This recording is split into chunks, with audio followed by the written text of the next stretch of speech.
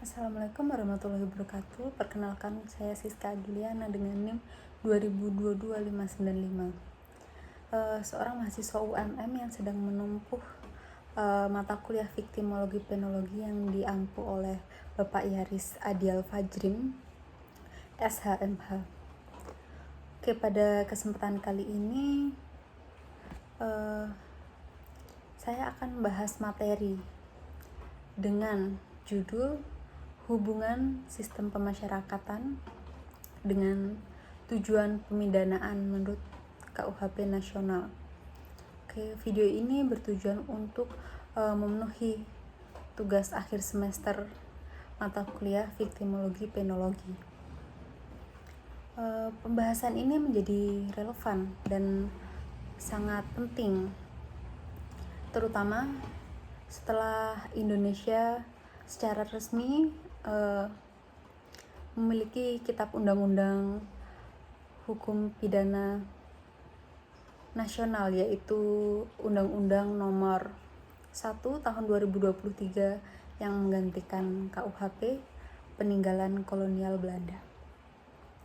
Perubahan KUHP ini bukan hanya perubahan tentang redaksi pasal, tetapi juga mencerminkan pergeseran paradigma pemidanaan.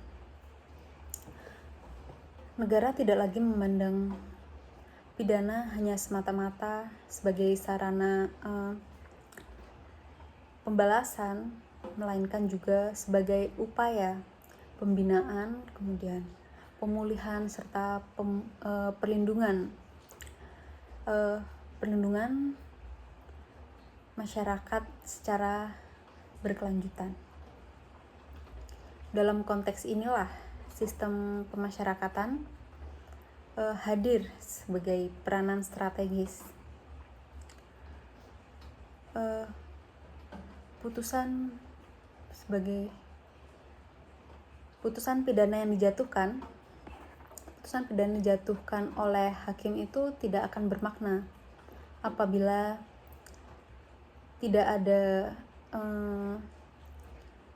tidak dilaksanakannya melalui sistem pemasyarakatan yang sejalan dengan tujuan pemidanaan itu sendiri. Oleh karena itu, video ini akan menguraikan secara lebih rinci dan mendalam tentang bagian pertama ada landasan filosofis tujuan pemidanaan dalam KUHP nasional.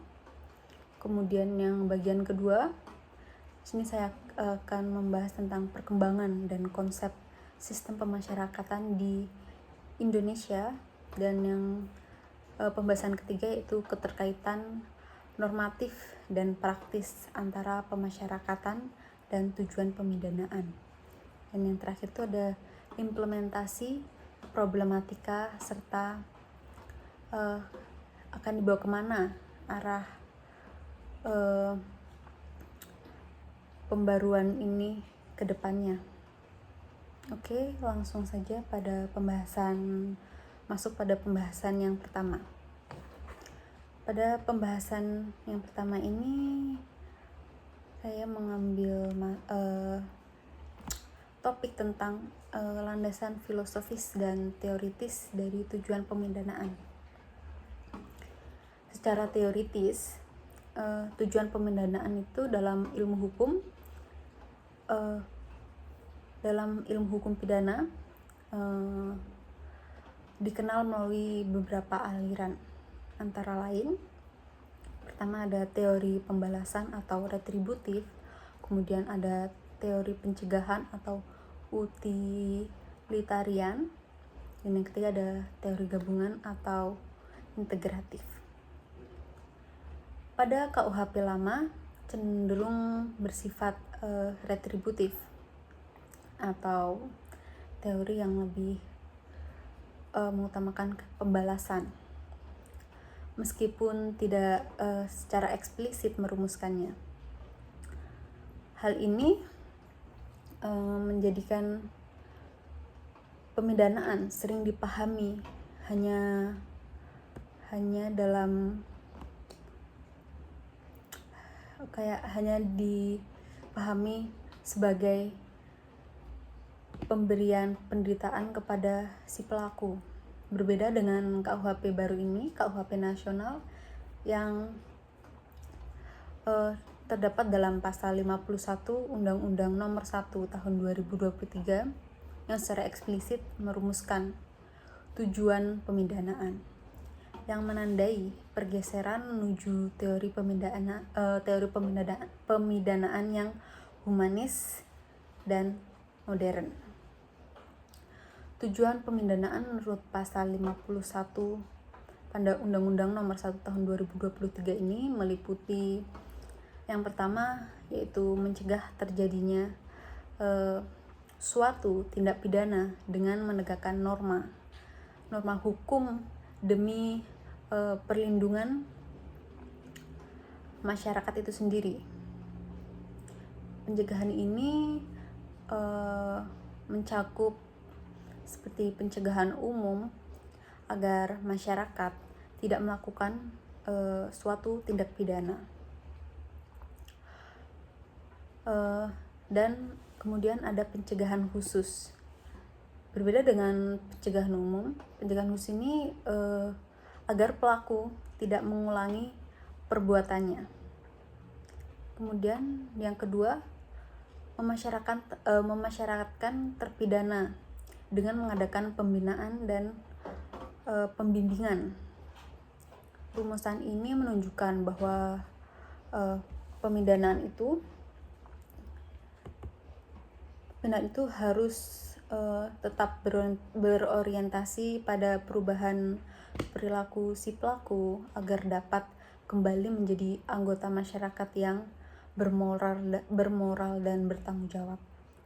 Kemudian ketiga, menyelesaikan konflik akibat tindak pidana melalui pemulihan keseimbangan serta mendatangkan rasa damai dalam diri masyarakat. Tujuan ini tuh sejalan dengan nilai keadilan restoratif yang dimana menekankan pemulihan hubungan antara pelaku dan juga korban serta masyarakat. Keempat, ada menumbuhkan rasa penyesalan dan tanggung jawab pada terpidana. Pemindanaan tidak hanya menyentuh aspek fisik saja, tetapi juga aspek moral dan psikologis diri dari si pelaku.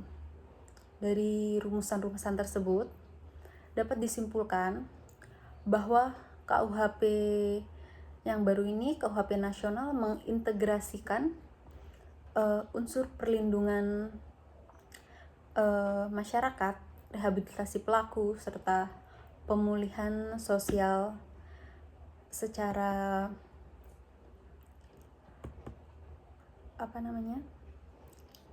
seimbang. Kemudian yang kita masuk ke dalam pembahasan yang kedua tentang perkembangan dan konsep sistem pemasyarakatan. Sistem pemasyarakatan di Indonesia ini merupakan hasil perkembangan dari sistem kepenjaraan yang bersifat represif.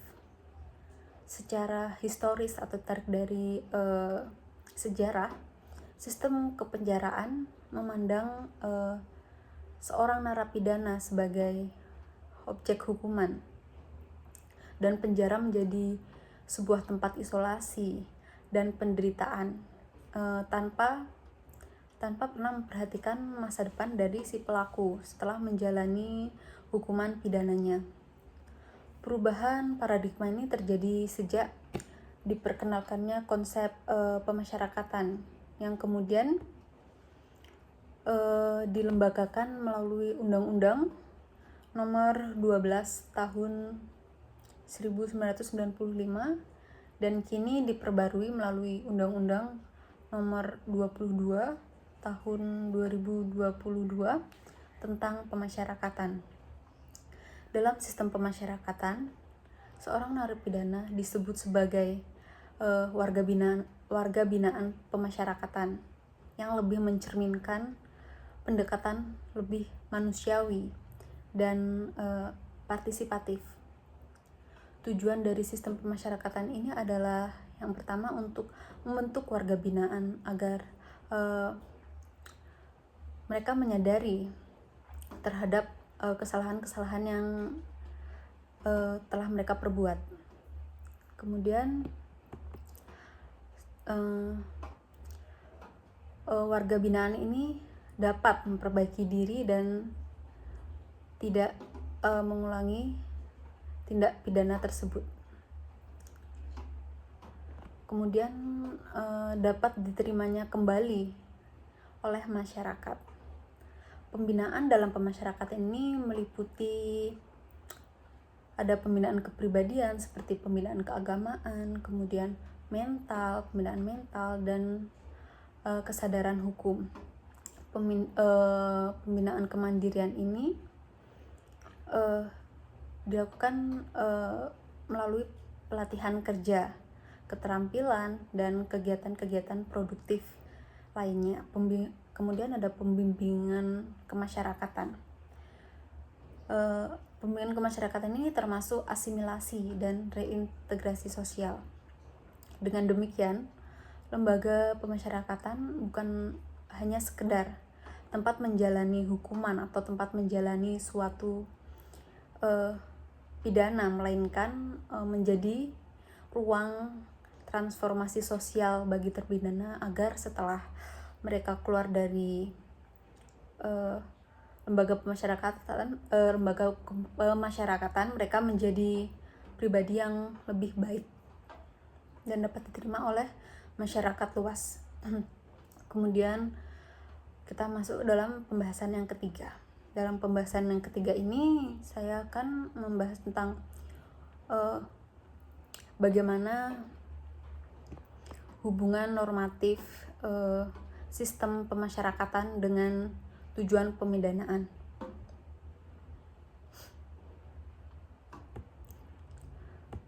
Dalam bagian ini, hubungan antara sistem pemasyarakatan dan tujuan pemidanaan itu menurut KUHP nasional dapat dilihat dari dua aspek, yaitu aspek yang pertama ada aspek normatif, kemudian aspek yang kedua yaitu aspek fungsional. Secara normatif, tujuan pemidanaan dalam pasal 51 KUHP nasional ini sejalan dengan prinsip-prinsip pemasyarakatan yang sebagaimana diatur dalam Undang-Undang Pemasyarakatan. Kemudian tujuan memasyarakatkan terpidana secara eksplisit hanya dapat diwujudkan melalui sistem pemasyarakatan yang dapat menekankan pembinaan serta pembimbingan. Kemudian secara fungsional, sistem pemasyarakatan berperan sebagai sebuah instrumen pelaksanaan tujuan pemidanaan. Hakim menjatuhkan pidana, tetapi sebuah lembaga permasyarakatanlah yang dapat memastikan bahwa pidana tersebut dapat membawa dampak perubahan, dan dampak perubahan ini harus ke perubahan yang lebih positif. Sebagai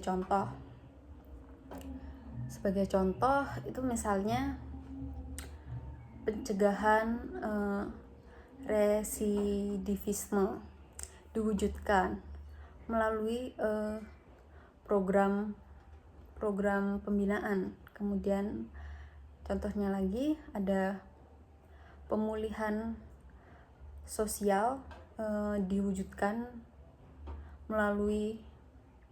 dapat diwujudkan melalui asimilasi dan pembebasan bersyarat. Kemudian ada contoh lainnya, penanaman tanggung jawab diwujudkan. Penanaman tanggung jawab itu dapat diwujudkan melalui pembinaan dalam diri dari masing-masing narapidana tersebut atau warga binaan tersebut, atau bisa disebut melalui pembinaan moral dan kerja sosial.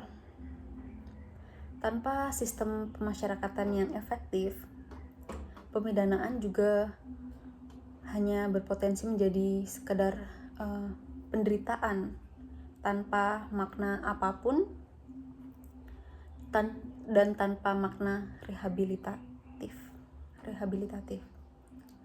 Bagian yang keempat, di sini saya akan menjelaskan atau memaparkan tentang implementasi tujuan dalam pemasyarakatan. Dalam praktiknya, implementasi hubungan antara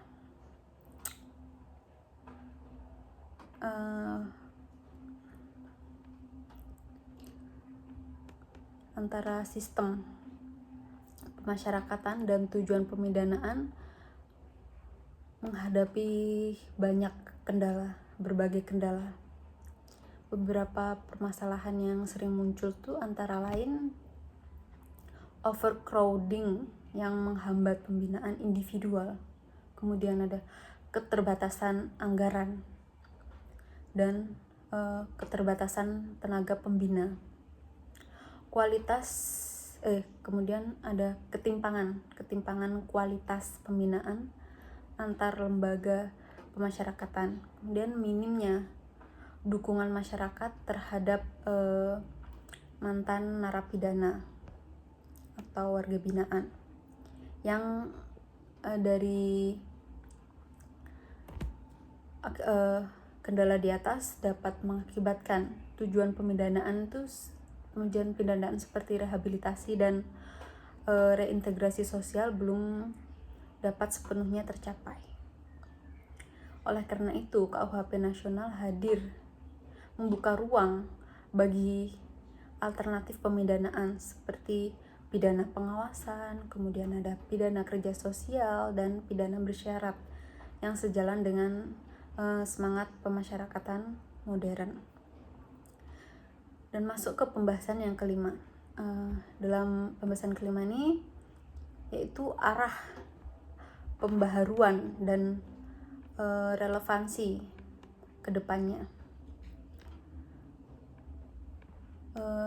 Di masa depan, hubungan kedepannya itu hubungan antara sistem pemasyarakatan dan tujuan pemidanaan harus lebih diperkuat lagi melalui optimalisasi pemidanaan non pemenjaraan, kemudian ada penguatan pendekatan keadilan restoratif, kemudian sinergi antara aparat penegak hukum dan juga yang terpenting dari masyarakat. Kemudian ada peningkatan kualitas sumber daya manusia pemasyarakatan. Kemudian pemasyarakatan tidak dapat berjalan sendiri, tetapi dia harus menjadi bagian dari sistem peradilan pidana yang terpadu. Oke, sebagai penutup dapat ditegaskan kembali bahwa sistem pemasyarakatan dan tujuan pemidanaan menurut KUHP nasional memiliki hubungan yang sangat erat, saling melengkapi dan tidak dapat dipisahkan antara satu dengan yang lainnya. Tujuan pemidanaan itu dirumuskan secara progresif dalam KUHP nasional dan tidak akan memiliki makna yang nyata apabila tidak didukung oleh sistem pemasyarakatan yang berjalan secara efektif dan berorientasi pada pembinaan.